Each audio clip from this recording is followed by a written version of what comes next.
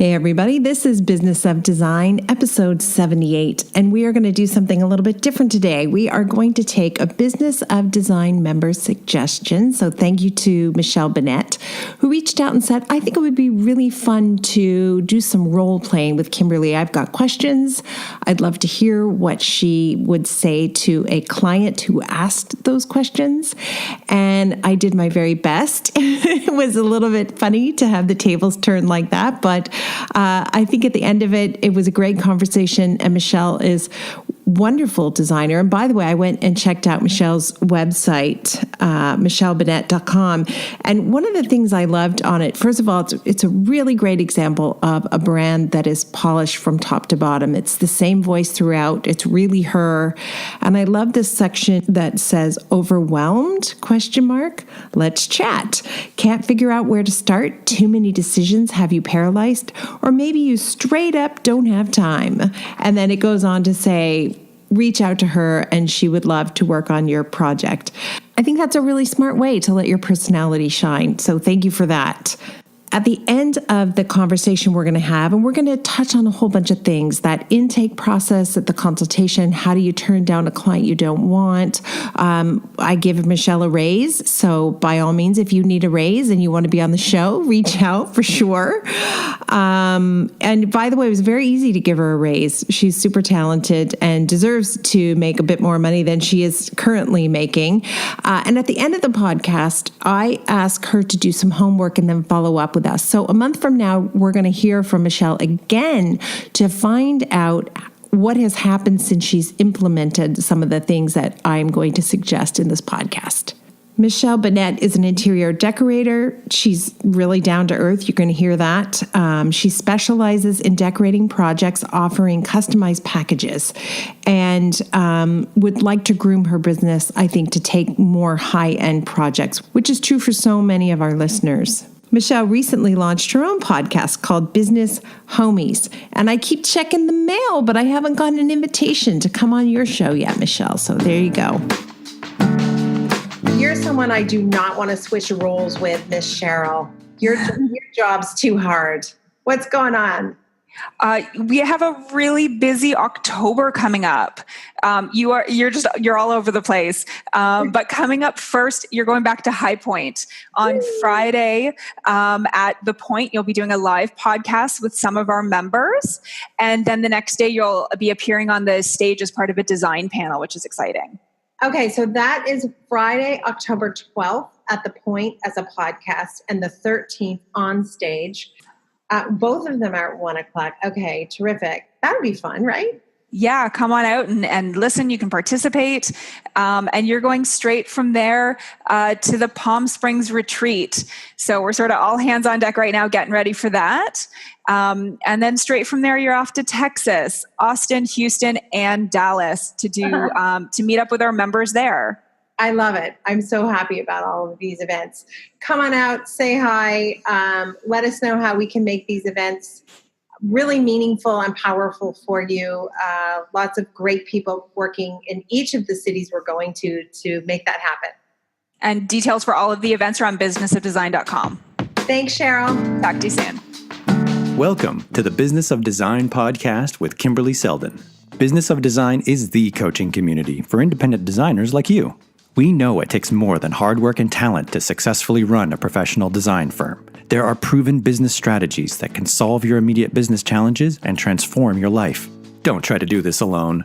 Join today and you'll have access to more than 100 video courses plus Kimberley Seldon as your mentor and guide. Unlike traditional coaching, which can take years to produce tangible results, BOD is a fast track to immediate results for independent interior designers, decorators, architects, stagers, and landscapers just like you. Monthly membership is only $67.50. Annual members save 2 months and have access to Kimberley's contracts. What are you waiting for? We all know design matters. At Business of Design, we think designers matter too. Wherever you are, I hope life is good. I am currently in the middle of Croatia on a bike trip, And I will be leaving Croatia and flying to Denmark and joining Veronica Eagleson and a small group of designers she's pulled together for a Business of Design talk in Copenhagen. So I have so much I'm looking forward to this fall. I hope that's true for you as well. Thank you for being here. Hey, Michelle, how are you doing? I'm good. How are you? I'm good. What a fun idea you had. And I couldn't resist the temptation to just say, yeah, we should try it. Tell everybody what you reached out to us with.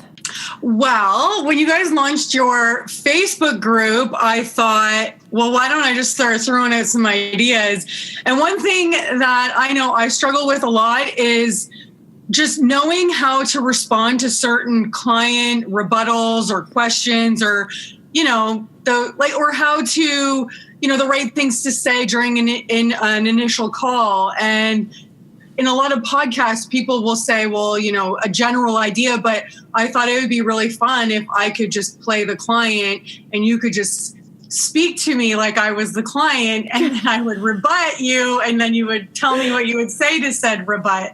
This feels like some kind of test. I'm a little bit, yeah, it's cool. I'm okay. I'm up for it, but I'm like, whoa, this is kind of scary because I don't really know what you're going to ask, but I think that's part of the fun, right?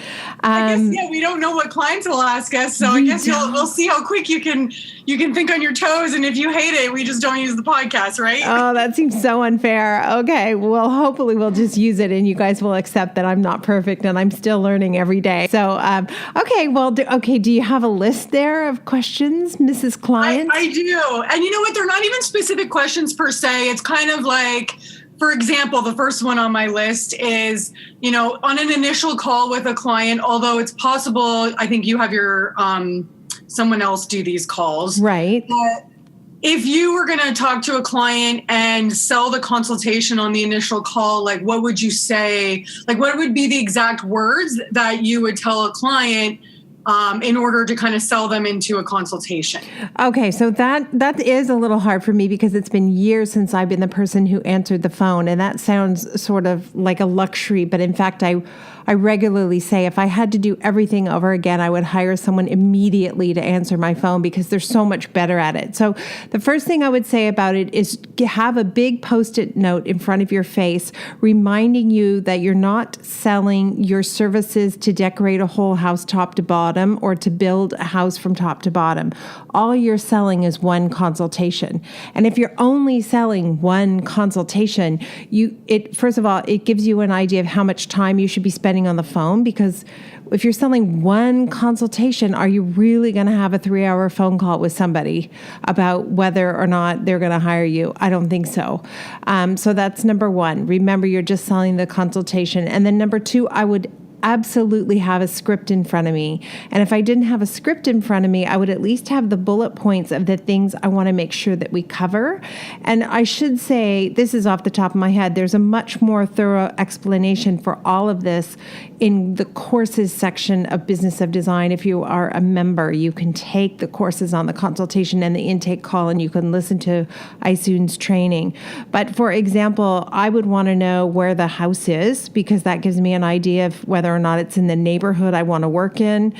Before we even go down the path of whether or not I'm going to come up for the consultation, where are you at? Because maybe there are neighborhoods I don't want to go to. They're an hour and a half drive, and it's just not worth it. So that's number one. And the other thing is sometimes people will call us and the consultation is 3 hours away or 4 hours away. So the minute we tell them the travel fee to go that distance, sometimes they're out right then. So it's a really good thing to be ready with that information so that you don't spend an hour and a half trying to convince someone to hire you for a consultation only to have it fall apart because you want to charge them for travel time. The other thing I want to know is the budget. So that's going to be really important. And then I'm looking for red flags. How many designers have they worked with? And if they say they have worked with other designers, I always ask who. Who exactly, specifically? I want the name. And if they stumble and can't give me a name, sometimes what I think is maybe they actually have never really worked with a designer, or sometimes they'll say, yeah, I worked with a designer at Restoration Hardware. And then I can explain to them that's not actually a designer. That's somebody who sells furniture at Restoration Hardware. It's a very different thing. So I think those are my top few. Okay, so actually, one of the things you said in there referred to a question. So I know that this isn't you, but let's pretend maybe you're during the consultation this happened. But at some point in time, you're talking to the client, and the client says, I have a 20. This is basically what happened to me this week and pretty much every other week thereafter. But my budget is $2,500, and I would love to do my dining room and my living room and your services all in. Oh, that's just so funny. Okay. What would you say? I'm the client. I just said that to you. What are the words you say to me exactly? Like I'm the client. Oh, it's so hard to do this. I would say that your budget isn't sufficient to do a project with us. Like really, that would be to me, if that's legitimately the number 2,500, it's not even enough to, what you can afford is a consultation. So, okay. So I would say, let's do a consultation. And at that consultation, I would explain to them why $2,500 isn't enough to do anything.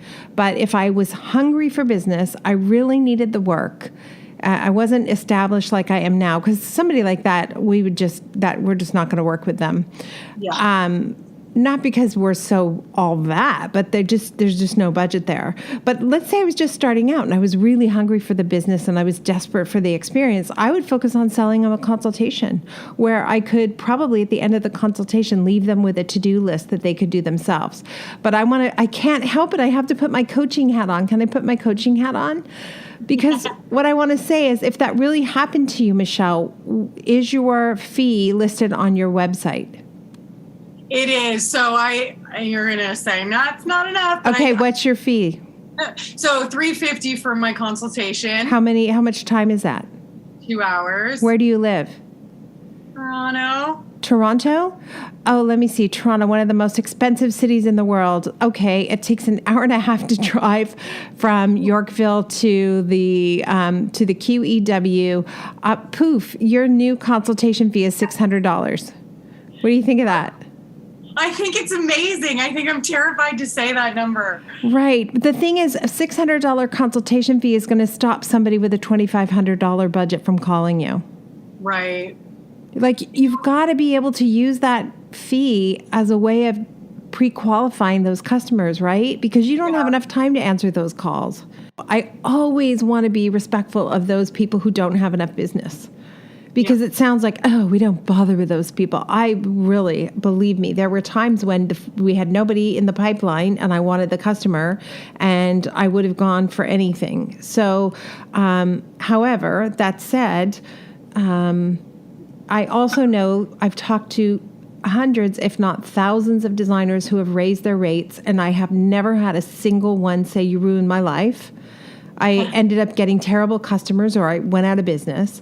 Every single one of them, without exception, says it was fine. I ended up getting better customers. And I enjoyed my work more because it's hard, so I might as well be paid for it. And Toronto is an expensive city, like a lot of cities. And I also want to say this. If you're living in a small city, you're living in a rural area where there isn't much competition, you can also have very high fees because there's nobody who can do what you do.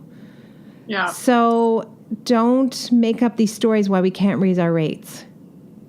Anyway, you should not be getting calls for people saying they have $2,500 to spend. But another thing you might say to them is, what was the last piece of furniture you bought?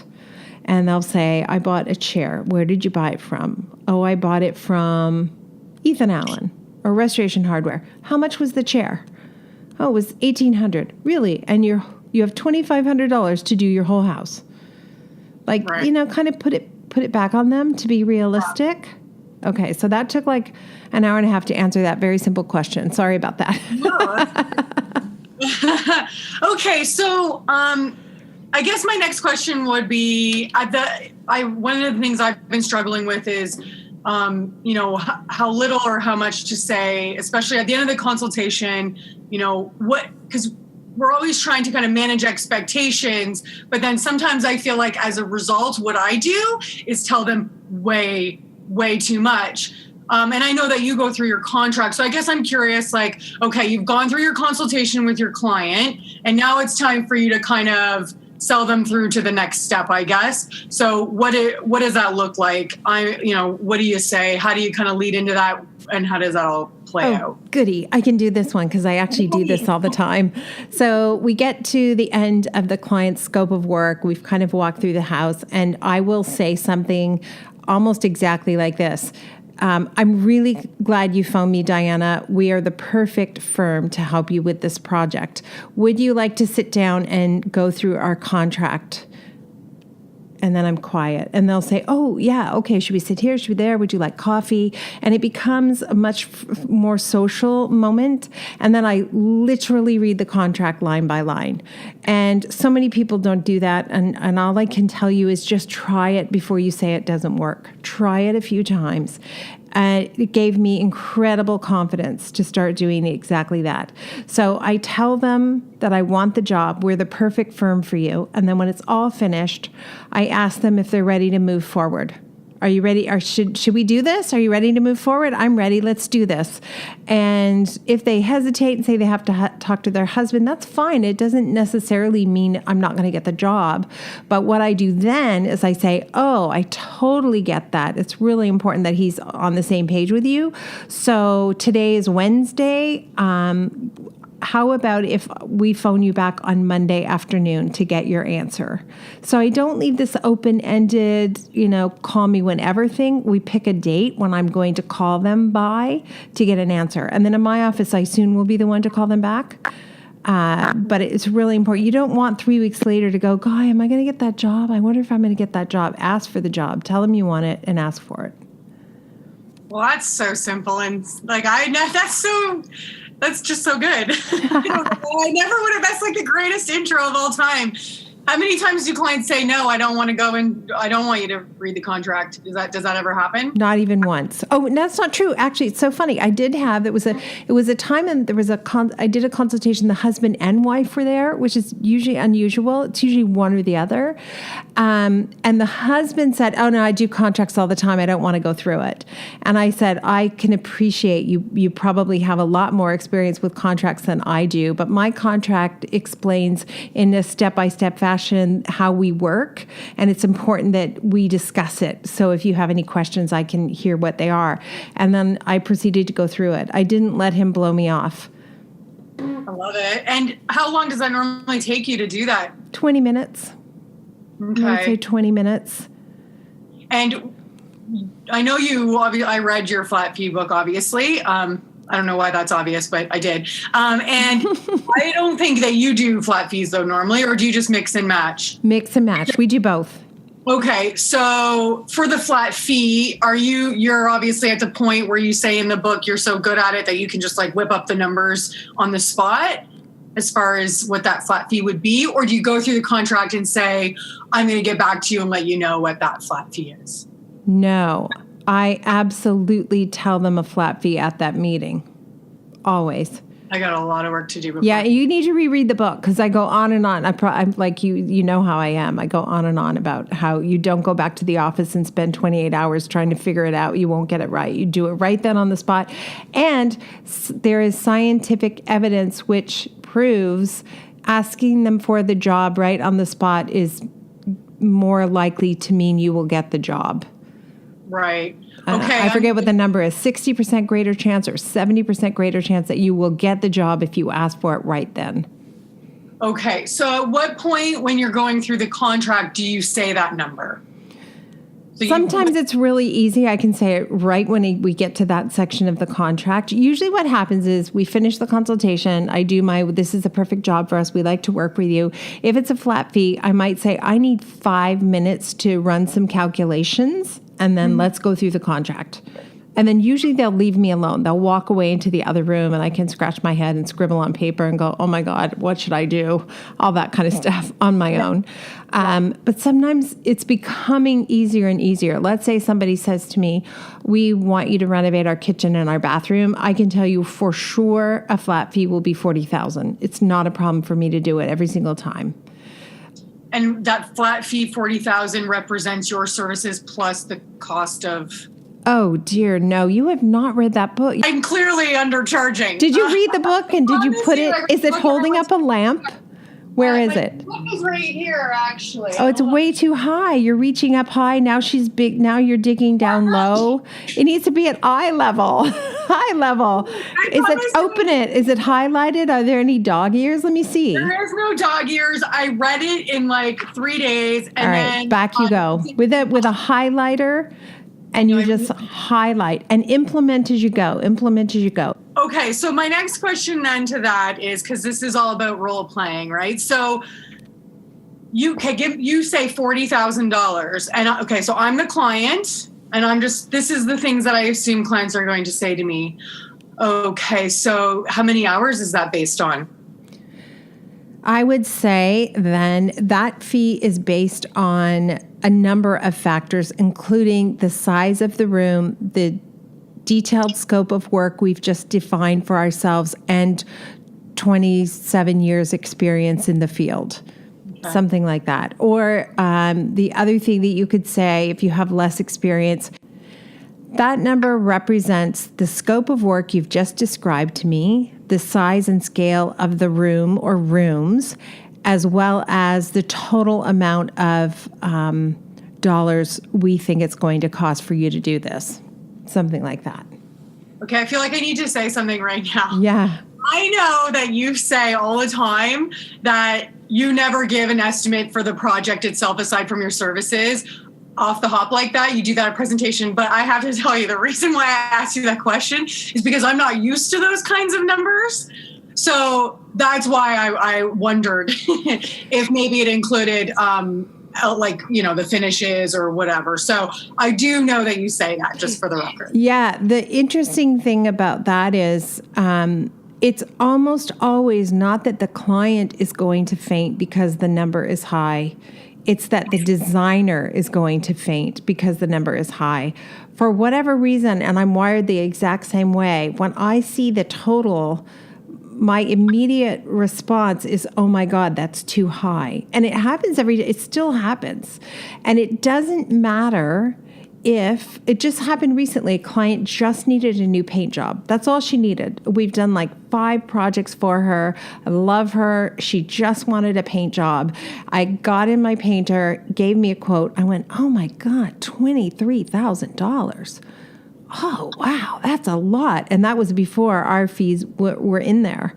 So I forget how much maybe 32, something like that when I got to the final number. And I said something to my husband. He's like, oh my God, it's so funny. All these years and you still want to second guess the number. He said, just present it to her. Present it to her and see what she says. I presented it to her. She goes, great. When can he start? Yeah. But in my head, it's like, oh my God, if somebody asked me right now for $32,000, I'd go, what? $32,000? Like, it's amazing. Well, it's very nice to hear that you also still feel that way. Yeah. What kind of, so good. Now I'm going to put you on the spot. Yes. So you're not used to throwing out numbers like 40,000. So Michelle, thank you for coming to my house and doing a consultation. I want to redesign the kitchen, only the kitchen. Let's just say the kitchen. How much is that going to be? Give me a number. Okay, so first of all, I only do decorating, so I don't do kitchen renos. Okay, so let's change it to a living room then. I just want to do the living room, Michelle. How much is it going to be? Okay, so for the sake of the fact that you're saying I need to come up with a number off the top of my head, this is the number, no judgments, based on, I would say $5,000. Okay. And even that to me seems high, like when I crunch my numbers and what I'm doing. Okay, that's good. Right? I'm so happy you said that. I bet you right now there's all these people listening going, yeah, that's my number too. So let's dig into that number just for a second. What do you think the total of the room is actually going to be? Like of the stuff that's in it? By the time you're done, how much do you think they will have spent on goods for the room? Oh, okay. This is where...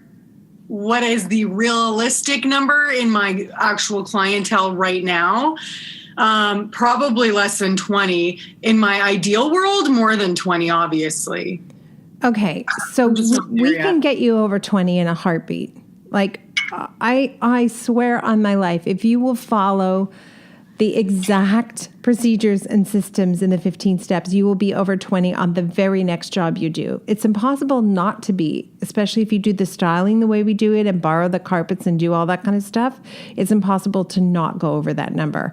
So I guess then it goes back to, if that client's willing to spend 20 or 25 or 30 or 50 on a living room, why do you think they won't spend more on you? Mm-hmm. I think the problem for me is the clients that I'm getting. So, I mean, I launched my business 2 years ago. I'm kind of like starting from ground zero. I didn't have any experience. I do now, obviously, but I don't know, maybe it's like I'm doing something mentally where I'm just the law of attraction, and this is what I assume is going to happen. But I'm working very hard this year to get in front of people that have more money. I just haven't figured out how to do that. But, the inquiries that I get, so the first things that I ask when they set up a discovery call is, what is your budget and what do you want? And it's very often $2,500. I want to do my living room and my kitchen, my living room and my dining room. So I kind of know that that person's probably going to be like, I'm going to do a consultation and maybe like a design plan, but that's not what I want to be doing, obviously. Mm-hmm. But the thing is, too, the client who's spending $5,000 on a sofa has a significant amount of money. Mm-hmm. Right? I mean, the client who wants a sofa for $800, that's a different client. But you those were your numbers, 3 to 5. Yes. Client who's spending 3 to 5 on a sofa is definitely looking for a designer who's making more than you're allowing yourself to make. And all of that aside, who cares? Let's say you save $5,000. The bottom line is this. Are you tracking every single second you spend on the job? And if you are, what's your hourly rate? If you were really tracking every single second and you do the math, you're probably making $11 an hour. Mm-hmm. So I will say I do it in phases like you talk about in the book. So that phase is basically to presentation. So that first number would be for, I tweaked those to kind of work for me. And I do charge a flat fee by the time it comes to accessorizing the room and finishing touches. So they pay a whole fee for that separate. Okay. So then are you, as long as you're tracking your hours and are you close to the number of hours you actually spend? So, it's hit and miss. No, but the answer to your question is no. I do track all my hours. I will also say there's also obviously hours that haven't been tracked, like for sure, because things happen and you just didn't end up tracking it. And every Friday I do like this is what I estimated in my flat fee, and then this is what I'm at right now. And for example, the last project I definitely came in over hours. By how many? Probably about 20. Mm-hmm. So that's significant, right? It is significant, I know. So there's no shortcut. The thing that drives me crazy about flat fees are all these people saying, I don't bother tracking my hours. Well, then you don't make any money. I know you don't make any money because you can pretend that you're charging $400 an hour and, you're living the life. Yeah. But if you're not tracking your hours, you actually don't know how much you're making per hour. So anyway, you're doing great. All you want to do is inch that number up. I do. By a lot of inches. A foot. I will say this, though. I have inched it many inches in the last years from where I started. Full disclosure, you're going to be just shamed by me right now, but I started at $50 an hour. No, so I'm not ashamed. Yeah. So, for me, it was also just, I was in marketing. I changed careers completely and I started a business from nothing. So there's a level of confidence that goes along with that. And you don't think you're worth more than that. Nobody's going to pay me more. And it has grown leaps and bounds. And I've come a very long way, but there's still a long way to go for sure. That's amazing. And you're only 2 years in. Right, yeah. You're only 2 years in, so I think you should do a 5-year plan, and I think you should start practicing when you want to say 5,000, say 6 or say 7. Just start trying a different number. Just try it out. First of all, I need to try to say a number in that consultation. I'll tell you how this plays out for me. Consultation happens. I talk about my process. I don't do it the way you do, but I say I'm going to come back to you in 3 days with a proposal, and I'd be lying if I said it didn't take me 4 hours or so to pull that proposal together. I'm playing with the numbers. I have a spreadsheet that I input numbers into, and it spits out, how long I think the project will take. But it still takes me a good 3 to 4 hours to pull that together. And that's really, there goes all of my consultation money. Yeah. Right. So I've basically spent about more than twice as long as for the consultation, really. And I've made, basically what you said, like $10 an hour. That's not math that makes any sense, but yeah. So you try, right? You try. The next one, be brave, say a number. I actually think it would be better for you to say the wrong number and get your butt kicked. Yeah.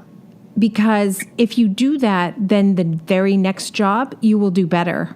Mm-hmm. But this way, you're kind of, you're hiding a little bit. So try it the other way and let us know how it goes. And anyway, this is not, I'm not putting you on the spot. We can even edit this out. I just thought we should have this conversation. I'm totally fine with it. I'm an open book. And I think if you think it would be helpful for other people to hear it, it's the truth, right? And I'm sure this is a lot of people's truth as well. So, we all want to aspire to demand more and be better, but we start somewhere and hopefully we'll get to your level soon. Well, no, and I think you're very courageous for sharing openly, because certainly when I started out, I couldn't have told people what I was doing because I knew it was not good and it was embarrassing, right? So good for you. And you're $125 an hour. That's nothing to be embarrassed about. I mean, starting today, you're $150 an hour. So look at that. Look how that happened.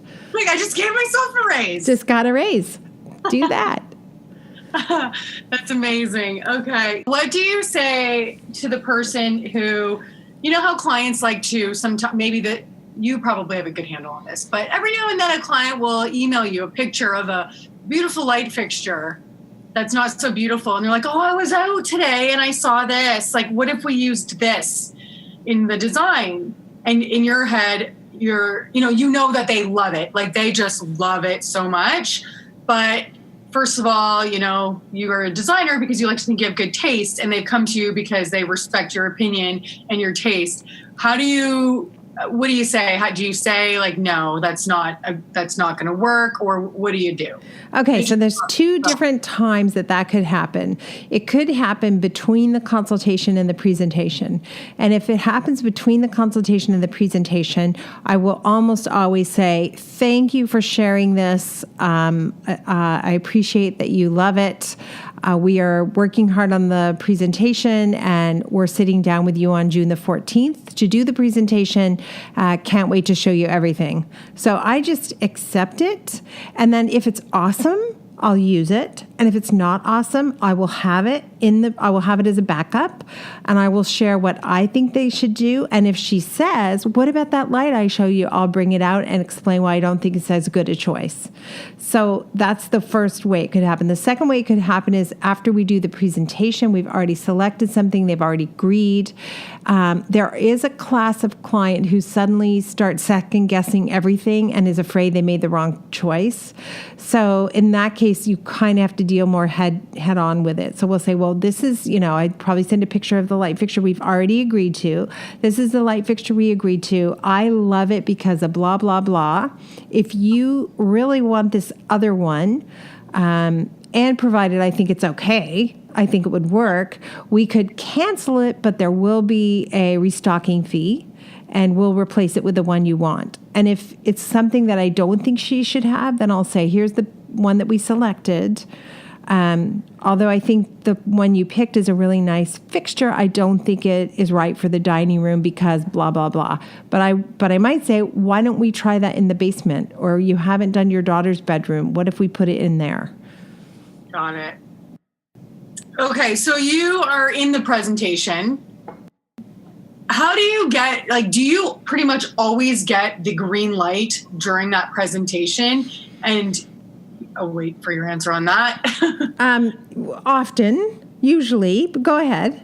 It's like a unicorn to me. I don't know if it means that I'm not doing a very good job, or I'm not doing a good job of nailing it, the presentation, or if I'm not doing a good job of selling the selections. But I will be honest, I don't know how many clients I've actually done a presentation for now. I've only probably had one client in the last 2 years actually be like, yeah, let's do this. Okay, so I think there's a few things going on. Number one, if you're working on an hourly rate, it has been an expensive process thus far.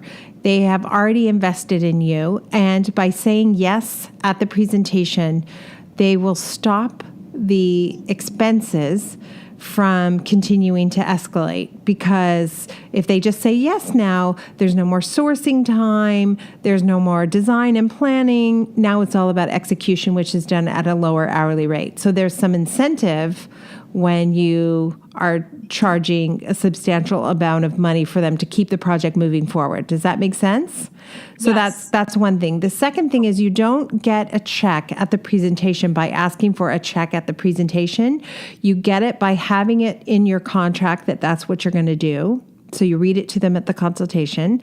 And then prior to the presentation, you remind them that at the presentation, I'm going to go through all the selections, including what each one costs. And I would like to get a check from you that day so we can place the orders the next day. Because in our world, nothing happens quickly. And sometimes the lead on things is 12, 16, 24 weeks. So if we don't place those orders quickly, you won't even have this by Christmas. So I let them know before the presentation that we're going to ask them for a check at the presentation. That also keeps me honest. So if I start to chicken out at the presentation, I get through the presentation and I'm like, okay, we're going to need a $400,000 check from you to move forward. That's a little bit hard to say, but I've already told them I'm going to do that. So I have no choice. I have to pull up my socks and ask the hard question, right? Yes. And when you say before the presentation, is that like at the beginning of starting it during, that day? Or do you mean like, hey, Susan, I'm sending you an email to say, looking forward to meeting with you tomorrow. Just a reminder on the process. I'm going to be asking you for a check at the end of the presentation. Like, which is it? It would be the latter, but I probably would do it maybe a week or two ahead of time. Just put it in their minds that they will be making decisions at the presentation and we're done. And, sometimes I could even say, I might say, I'm really excited about the presentation. You're going to love everything. Just as a reminder, you'll want to have your checkbook there because at the end, you're going to know what everything costs. You'll decide on the budget, and I will be asking you for a deposit so we can place the orders. Lead times are very long in our business. How does that sound? Mm-hmm. So I make sure that they know what I said. And then if it happens at the presentation that they say, we need to think about it, then I don't just let that lie there. What happens is it happens almost across the board with all of us. When they say that, we go, oh God, I didn't do a good job. You said it yourself just a second ago. Maybe I don't do a good job. I bet you do a great job, Michelle. And I would have the same thought. Maybe I'm not doing a good job. So when they say we need to think about it, my first instinct is, oh, I suck. I really blew it. I'm such a loser. And I'm so busy in that kind of ridiculous headspace, I'm not even present anymore. So I've trained myself to say that totally makes sense to me. Do you guys have something that you can describe to me that's holding you back from making a decision right now? And usually they'll say something like, well, it's just a lot of money. We want to talk about it or whatever. And in that case, I'll say, totally understand. I just want to make sure that if you're panicked because it really feels like it's too much, I'd like to help you break this down into phases. Or I'd like to help you economize. I think I can make some suggestions on places we should cut. And usually they'll say, no, we just want to talk about it first. In which case I'll say, great, it's Tuesday. Can we phone you on Friday to get your answer? And they might say, you know what? No, we really do better on the weekend. We want to talk about it on the weekend. Great. Monday morning, I will phone you to find out where we're at. This was fun. What a great idea. Thank you so much. Thank you so much for doing this with me. All right. Now you have homework. I want you to call me back and let me know when you get that done. She's making a squishy face right now. My homework is to basically, I need to come up with some scripts, but I need to say, I have a lot of homework. I need to up my consultation rate. And then I need to be able to, well, first of all, I need to go over my contract in the consultation. I haven't been doing that. I would normally, not only have I not been doing that, I would do it on a proposal call. So not only after the consultation was I spending 3 to 4 hours putting together a proposal, then I would get on a phone call with them for an hour, sometimes an hour and a half, depending on the person's, like how many questions they have. So, oh my gosh, I would cut off my arm if somebody did that to me. Imagine you want something done and they show up for a meeting, and then you have to have another meeting followed by yet another meeting just to get the very first thing done. Just get it done in the 2 hours. You have 2 hours, get it done. Okay, will you do us a favor? The brave Michelle, will you go and do your next couple of consultations and read the contract from beginning to end, and then come back and tell us how it went? I absolutely will. Yeah. We want to know how it goes. What does it feel like? Because what happened for me is my confidence just went up and up and up when I started reading the contract right then and there. I started to believe that I was the person and I had the company that was going to follow these rules. I started to really feel like a professional firm when I started to read the contract. And just so I'm clear, you're not reading it word for word. You're doing one of those, like if the blurb, because I know you have paragraphs, you're saying this paragraph says da da da da da. You're not going reading it word for word. Wow. Word for word. You are looking to see their reaction. You're looking to see if they have any questions. You want to answer questions. You do not want to leave your client, who's got to then speak to her partner, with questions she can't answer and make her look stupid when her husband comes home. Got it. Line by line by line. It sounds ridiculous. It takes 20 minutes. And at the end of it, they're like, I totally get it. It sounds great. Let's do this. Okay. So will you do that the next 2 or 3 consultations, I will. line by line, and tell us how it works? I will for sure. And I am nervous, but I think that being scared to do something is a good sign, because otherwise I'm always, too comfortable, then I'm not pushing myself hard enough. So I think this is good. Yeah. Oh, brave Michelle. I love it. Thank you so much. Thank you for being part of the Business of Design community. If you love what we do, please show your support by subscribing to the podcast and rating our efforts. Remember, you can be a part of the podcast by sharing your comments, ideas, and questions via the BOD hotline at 416-780-9187, extension 107, or by sending an MP3 file to info@businessofdesign.com. And when you're ready to transform your business and your life, sign up for a monthly or annual membership. Together, we will achieve extraordinary results. Start today